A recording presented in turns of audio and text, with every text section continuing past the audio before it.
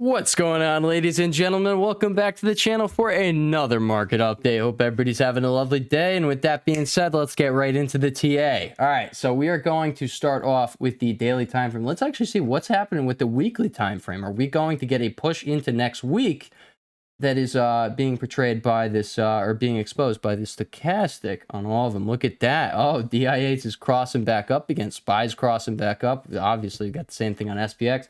VIX is getting ready to cross up as well, so we will have to see. But either way, we're not going to be discussing the weekly chart. We all know where we're going in the long run. By that, not the long run. By that, I mean the midterm. We'll say short term to midterm. By the way, guys, I did discover a new indicator today that I fiddled around with in the past, but I was fiddling around with it on the 4-hour time frame this time, and we got some solid stuff for you guys today. All right. Also, guys, holy crap, I just completely forgot. Apple. All right, guys, Apple. So that is going to be the main component of today's discussion. Look at Tesla. Look at that bad boy go.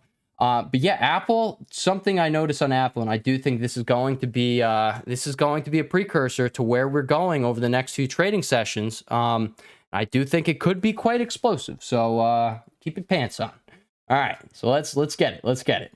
All right. So first, we're going to go over SPX. All right, we'll go over SPX, then we'll go over to Qs, and then DIA, IWM, VIX on the daily time frame, and then we'll talk about the lower time frames and Mr. Apple, because yeah, we're talking about him on the lower time frames because it's quite sexy what we got loading. Look at this, by the way. It literally came back like this is just such sexy stuff. All right, it is such sexy stuff. But yeah, you have a green bar forming here off of, it looks like we are going to have inclining volume today with the end of the day volume spike, but we will have to see on that one. Either way, you do have a green day clear as day, and you do have your stochastic crossing up there. You do finally have this triple bullish divergence right there playing out, which is, holy Jesus, that was the biggest thing telling you, hey guys, something big is about to happen to the upside. And yes, it's going to be counter trend move, but hey, it is the triple bullish divergence that we literally got back over here on QQQ. 1 point of divergence, 2, 3, and then you got liftoff. All right, and the liftoff literally came with right after that day of the last divergence forming. Now, what do we have over here? We have this was our day of the last divergence forming, hitting the bottom of our last support zone, our last branch, before we fall all the way back down to yearly lows at 254. What is this? 254.26, which, yes, guys, we are going to be heading back down there. But with what I saw on Apple today, I mean, honestly, I've already been thinking this way. If you guys have been following along, obviously, you guys know where we think the market is heading in the short term, and then where we're going to be going in the midterm. We're looking for that counter trend rally. But with what I saw today on Apple, I think it's going to be quite a thing. All right, it's going to be quite a thing. And we got like 2 scenarios that are currently loading here on Apple. But either way, let's get into that, okay? And then we will go over the smaller time frames. Okay, so first things first, you do have this, again, you have another, I think it's a triple bearish bullish divergence here. You have 138 right there. Yes, you have another triple bullish divergence on the CCI of Mr. Apple. You have your stochastic crossing up, giving a divergence there as well. You do not have a bullish divergence on the RSI, but that is what is forming. All right, guys. So we're going to just look back at Apple's RSI here. All right. And this is something that was catching my eye. All righty. Obviously, you do have your stochastic crossing up. You do have this triple bullish divergence finally playing out. But you do have your RSI literally bouncing off of 30. And that is what I noticed. All right. And I think I actually also saw something. Oh, maybe I did see it on the daily chart. I don't even know. Maybe I did. Either way, all right, we're going to be looking back at Apple's history here, and we're just going to see what has happened, all right? We're just going to make this all big and stuff. Go like that, all right? And we're just going to mark all the times that Apple reached there on our, you know what? We will include these, all right? We'll include these just because they got so close there. Right there. Right there, you had a bullish divergence form right there on your RSI. And I think that is pretty much it in the recent history. In the recent history, by that I mean this bear market, right? This bear market has been, it's been traded almost like not exactly the same, but as you see, we just keep having these bull trap rallies that suck people in, and then, you know, they end up pulling the rug on you with the narrative. So yeah, I mean, when I'm referencing the chart, all right, I don't want to reference this, whatever this insanity was that we saw back here on, you know, look at this thing, all right? This is literally, I want to say 2 years time, went up over 100% here. That's a lot, all right? That is a lot right there on Qs. That is a market environment that is not being traded like the one we have going on currently. All right, but what I do want to point out is right here, all right? Right here, you did form a bullish divergence on your CCI as well as your RSI, all right? So you have that right there. But what I think is personally going to be taking place, all right? And by the way, another, oh, where did our thingamabobber? Another bullish divergence formed right here. This actually, like what we have right here, right? I like hate to say it, but that is, but like also here's the thing, all right? We know this isn't the bottom, all right? We know there are factors suggesting we are going way lower. So that's why I also think, all right, it's not going to be just like this where we have a little pop and then the RSI dips back down to form that bullish divergence. I think it's going to be a rather substantial pop, all right? Let's just look at, there was another one over here, another one right here. You had this substantial pop right there. I do think this is exactly what we have loading, all right? We have something like this loading, all right? Except it's going to be bigger, all right? You see how we made that low right there. You come over here in your RSI and you made the bullish divergence right there. That is exactly what I think we have loading. I think we're going to get a rather substantial bounce here. I don't know how substantial, all right? But you see this was a $20 move here on Apple, $18 move. That could be pretty comparable to what I am expecting to come out of this setup that we are rocking with right now. And by the way, guys, I told you guys, like literally the people with doubts, they only come out when like you're on the edge of your seat. They only come out when there's a reversal taking place. And like, I really do hate to say it because like, hey, that's like a lot of people, all right? It sucks. And I'm going to ask you guys, please don't do that. Please don't, all right? I'm literally coming to you guys with data. This isn't my opinion. Well, it is my opinion, but this isn't my bias here doing any of this. This is literally me coming to you guys with the data. The data sets that have been calling the moves in the market for months now, all right? So if you have seen that proof of concept and you just saw another example of proof of concept, like, hey, a bounce is coming, all right? You are probably going to see an extended bounce considering what just multiple charts are setting up for, all right? You have a quadruple bullish divergence there on Tesla. That is pretty cool. That is pretty funny looking. Look at that. You filled your gap. We can now take that off. Maybe that acts as resistance, though. Maybe we should put, it's whatever. I don't care. I'm not going to trade Tesla. I will just trade the Qs if I want to trade Tesla. But yeah, guys, all right? Like, please, if you do, like, notice you are one of those people who are coming out at, like, literally, like, right when I'm trying to call a reversal, right? Just know that, like, I'm most likely going to continue prevailing, all right? Which means, like, yeah, there's no point in doing that. And honestly, I don't appreciate being second guessed every time, you know? Like, I've continuously told you guys on this channel, I'm not going to be able to call exact tops every time or exact bottoms every time, guaranteed, because that's not how you can do things. There's no method that can do that. All right. I'm trying to get the bulk of the move. And I also did advise no one should be playing a counter trend move. All right. I literally advised this back, I believe it was on this day, whenever we first started bouncing. All right. It was literally right here. We're bouncing off of QQ's gap fill. This is the day that I was saying, like, I am scared to be holding these calls. It was literally this day right here. When I was recording the video, we were right under the gap, and I was telling you guys that I am terrified to be holding these calls. I think we were going into a weekend too. No, we weren't going into a weekend. But either way, I was terrified. We were going into Christmas. That's what it was. I was terrified, all right? And this is why I was saying, like, hey, I don't recommend someone play the counter trend move. It's just not worth it. I have just found out again that it is beyond frustrating trying to time this thing. It is much better to just observe it, report it to you guys here on the channel, and then literally just when the sell signal that you planned for is screaming in your face, like for me, up here, I'm going to be entering 1/3 of my put position up here at 387.89, and the other 2/3 will be entered right here at 390. If we do end up coming up here to trendline resistance, all right, or the gap fill, the risk is another $6 to $10 move against me. All right, so as long as I am, and I'm going to be buying February contracts, so I mean, I'm just, you know, I mean, I'm going to play the crap out of this thing. But yeah, that is the ideal way to be playing these things instead of doing what I was telling you guys. I was literally telling you guys, hey, don't copy me. Don't do what I'm doing, all right? Because it's not safe. It is literally not safe. And you guys saw it was literally not safe, all right? I told you guys I was taking a light position.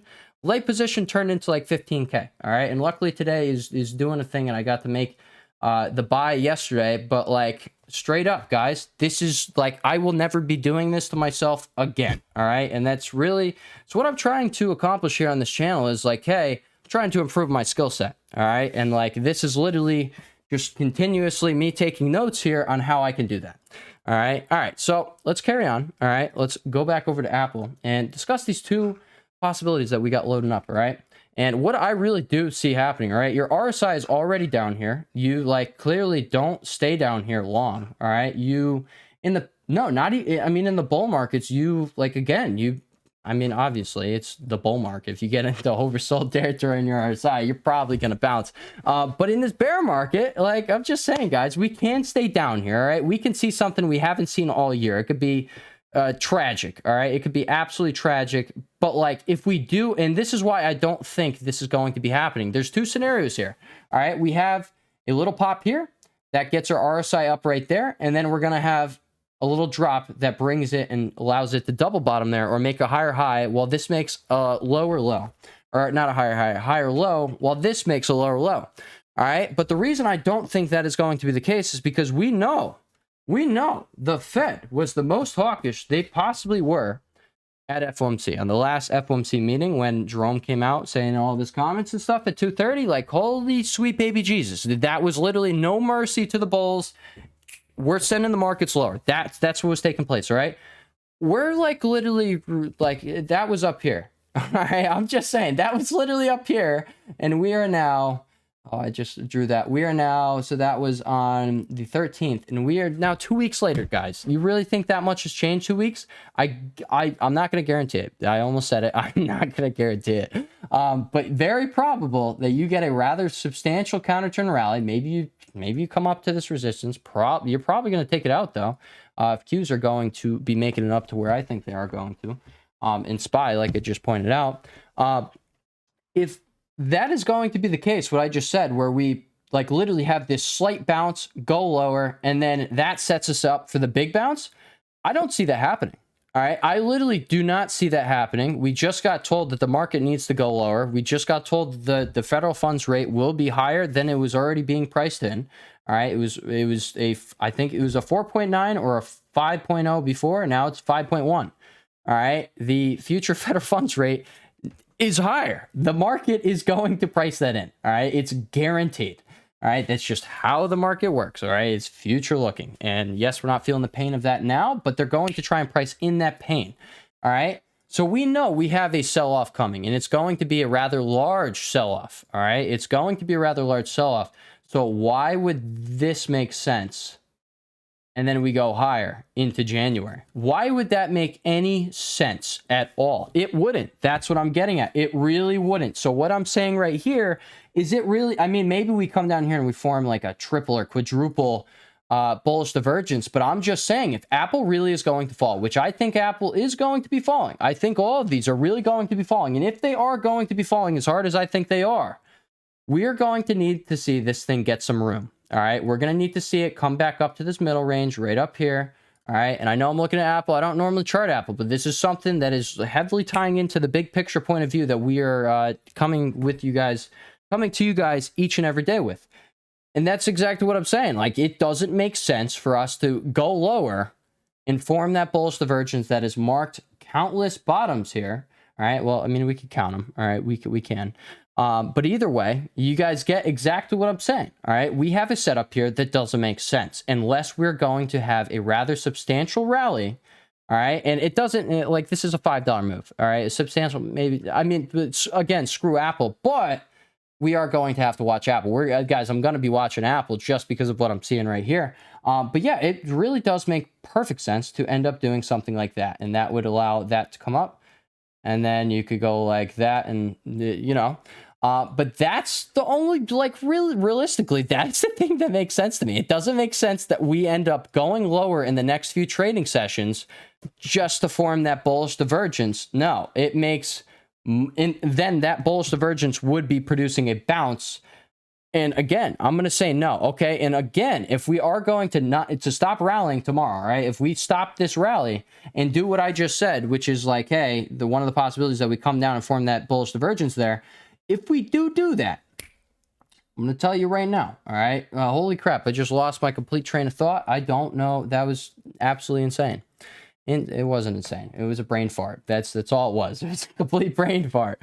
I have no idea what I was just thinking about. I don't. Do you guys have these moments where you're like so on top of the ball and then boom, it's gone? You're like, crap. It's like squirrel. Like in a dog's mind, squirrel. And then, yeah, and then you completely drop the command and you're like, oh, squirrel. Not my dogs, though. Not mine. But either way, all right, guys, it makes no sense to do what I was just saying, all right? If you were going to go much lower, it makes perfect sense to see this RSI on Apple. And, I mean, I'm not just saying on Apple, but since we are comparing Apple to its history here, of the bear market history that we got going here, yeah, it literally does not make sense to go down and do that unless you're going to form some kind of triple bullish divergence. But guys, I'm expecting to fall for like the next month. So like, I'm just saying, all right, the weekly charts are what the weekly charts are. Holy crap, look at that. Holy crap, Apple's gotten beaten down way worse, guys. Holy Jesus. Wow. Will Apple calls be the move when all is said and done? All right, because it's more oversold than everything else? I don't know. Well, then again, Q's is all the way down here. But either way, guys, all right, we're not making a higher high right here. We're going to have the counter trend rally that I've been speaking about for the last week, and then we will be resuming lower. All right. Now, I don't know how long this rally lasts. I have no idea, but we could end up actually forming a hammer candlestick here on DIA and Q's and SPY. Holy Jesus, guys. Are we getting a nice-ass counter trend setup here? Is that what we're getting? Are we getting one of these? We get a week up and then we continue the downtrend? I think that is what's going to be happening. But holy crap, guys, it's amazing. It's amazing. All right. But yeah, all in all, guys, I'm expecting this to be a rather violent move up. I don't know how long it's going to last, but I promise at some point, one of these levels, this trend line, this gap resistance right here, this gap, oh, I was on the wrong one. Trend line, gap resistance, previous support that is probably going to get flipped. That is why I'm going to be entering the bulk of my position there at 390 or right under 390. I will not have this bull crap happen last time where my target for the calls misses by 40 cents. I will not have that happen again. So I will be entering most likely at 389. All right. Because in the chance that everyone rushes for the door right here, I am not getting caught in that storm. All right. Because guys, it's going to be something like this. All right. And I personally do believe it could be FOMC minutes. And since FOMC minutes are at 2, I think they're 2 o'clock. So 2 p.m. Eastern Standard Time. We have 4.5 trading hours before then. So I don't think it's going to be a gap down like that. I think we do have something like this in store, though. But I do think we have a few more days to the upside. But again, keep in mind, guys, history never repeats itself. It always rhymes, all right? And that is exactly what I'm getting at here. I don't think we get something like that. I don't think we get something like that. I don't think we get something like that. I think we get something new. But it's going to rhyme with these previous occurrences, all right? And keep in mind, guys, Q's is already at the bottom, all right? So, like, if you're going to keep going lower, you're going to need to get a bounce, okay? And last time you got a bounce that brought your CCI to this level right here. All right, we will just be watching that. You got this bounce over here that brought your CCI right under there. I'm going to keep that up. We're going to keep that up right here. We're just going to mark that just so we know, all right? Like, this is where we got to start being skeptical of this rally because, quite frankly, I do think it is going to be violent, but I don't think it is going to be lasting long, all right? Again, it is a counter trend rally. All right, but we did just see a very substantial move down, which means the move up is likely to be even more heavier than it would have been if we were to just bounce like I originally thought here at the gap fill and your trend line support. but yeah, we ended up flipping that. And by the way, now we can actually talk about this now. Let's actually do this while I got you guys. I guess I got a little time here. Let's look at a bear flag. Let's put a target on the board here for QQQ. Because, you know, I do like having targets that you guys can play. People ask me about targets, and I'm just telling you right now, I literally, like, the trade that I was just in, the calls, well, I'm still in it, and I actually got absolutely slaughtered on the first set of calls. Second one, I came out alive because I switched them. But yeah, either way, no, if I didn't buy, I was not getting most of my money back if I did not make the buy at the bottom. And if we do get that $10 to $20 move, all right, between here and there, I will be perfectly fine. But again, all right, if you're playing a counter trend, all right, first of all, I don't advise it. Second of all, do not make it heavy, all right? I got my accounts up to 60K, guys, all right? They're literally still right up there, all right? The calls should never be anywhere close to the size that you were playing with the actual move. Or I'm not saying just the calls, but the counter trend move. If you ever do want to gamble, all right, and you want to try and time that bottom, all right, do not size up. There is never a reason to. You will be wrecked, all right? I can tell you right now, I just got wrecked on, like, what I consider smaller money. If I did what I did, no, I would have been screwed, all right? And now I would just, you know, I would need it to happen. You never want to put yourself in the situation where you need something to happen, because then you're going to make those riskier decisions. And in the game of options, guys, I'm telling you guys right now, you do not want to make the risky decisions, all right? Which is why I will not be playing those counter trends anymore. I really do just want to go for that sweet, we'll say 3 to 10x gain on these legs down, all right? I do think this was the first one. I do think we were going to bounce up, and then we're going to get the second leg down, and that is going to be sexy. But before that, again, we're going to get that counter trend that the charts are suggesting, all right? Before we do that, let's put on a bear flag target. Actually, do we have a bear flag target? I'm getting a call right now. Let me just check that real quick, Nate. Nope. That is my brother. I'm sorry, bro. I will complete this right now, though. Let's just quickly do this so we can get out of here. There are 4 combinations of the measurable computation. I show 2 on the right. The other 2 targets are just the start of the inbound trend. Compute the height from the start of price swing. So it'll literally be A, B. Wait, compute the height from the start of the price swing, point A to the measurable in the figure to the right, to the end of the price swing B. So it'd be, so it's literally that. Then multiply it by the above percentage meaning price target, add it to the up breakouts to the bottom of the flag, or subtract it. All right, percentage meaning price target should be right here. 46%. All right, so let's come down here. Let's type in a little calculator action. All right, calculator. So 0.46 times. All right, and this is a big one. So, like, this is going to, and that's why I say we are going much lower, which means we need a counter trend rally in order to make this work. All right, that is $80 right there, guys. $80. That is massive. All right, times 80. All right, that's $36 to the downside, guys. 36 from right here brings us all the way. Holy sweet baby Jesus. I mean, I already knew we were going down here, but yeah, you know. Let's put you right here. Do we have any areas of support? Holy Jesus, we have an area of support. All right, guys, look at that. We're going to make this right here. We are going to make this our target, and we are also going to make this the exact, all right, exact spot that you likely will be bouncing, which will be, all right, which will be right here at this candle open. All right. There we go, guys. 232.44. That is your target. That is our target for the bear flag on Mr. Q's. All right. Maybe, nah, there's not a second way to do a target on a flag, I don't think. But either way, guys, you get this uptrend, or not this uptrend, you get this back test over here. All right. Look at that sexy move. That's $4,000. You buying, you spend $1,000 buying a month on your contracts. You playing $4,000 move right there. There you go. There's your 4X. All right, congratulations. All right, and I actually said something to someone on Twitter the other day, which I was just trying to make it really simple. All right, and it really is this simple. Okay, like even if you were to buy the SPY puts that I was speaking of, which were March 17, I think I was speaking of the 380s. Even if you were to buy them, maybe they were the 370s. I don't remember. But you could have bought them at the bottom of what I think is the bottom. Like, I think this is a temporary bottom. I think we're going to have that counter trend move. You can buy them at the bottom and just literally hold until down here And there you go. All right. You put 20,000 in there, you got 40,000 out of it. There's your 100% gain. And you literally had to do absolutely nothing but sit through like a week of pain. And then boom, you were going to be printing all the way down to lows.